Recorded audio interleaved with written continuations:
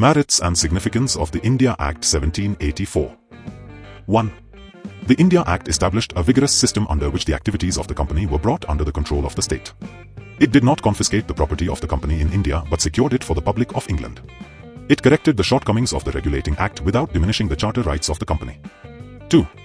The direction of the company affairs was brought under the control of the ministry without hampering the prerogatives of the company to conduct its commercial activity. 3. The India Act was able to silence the opposition to the existence of the company, which had termed it as an unconstitutional institution. 4. The directors of the company were also satisfied with the arrangement. They knew that the government would hamper their activity on a day-to-day basis. However, they were satisfied that after that sacrifice, they still retained many privileges and patronage over the company. 5. According to Pitt, the architect of the Act, explained that it was an arrangement based on adjustment and not destruction. The charter was spared. The private rights of the company were intact. The territorial possessions of the company were not confiscated.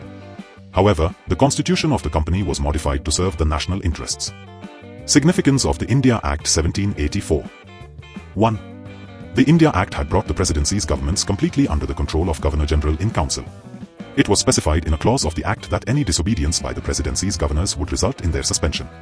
In this way, the India Act played a significant role in the unification of the British possession in India. 2.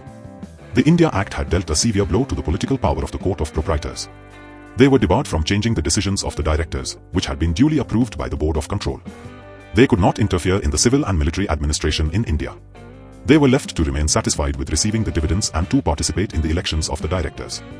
3. The administration of the government in India improved. Hastings was hampered in performing his duty because of the hurdles created by the councillors. The number of members of the council was reduced. The presidencies were made subordinate to the Governor-General in Council. The Governor-General could exercise his authority and make a substantial improvement in the working of the government in India. It was quite evident during the tenure of Cornwallis. 4. The India Act had brought Governor-General closer to the ministry at home. He had direct political relations with the Ministry of the Crown. It increased the power and influence of the post. 5. The India Act gave a new definition to the company's relationship with the Indian princes. The Act adopted the policy of non-intervention in the new territories in India.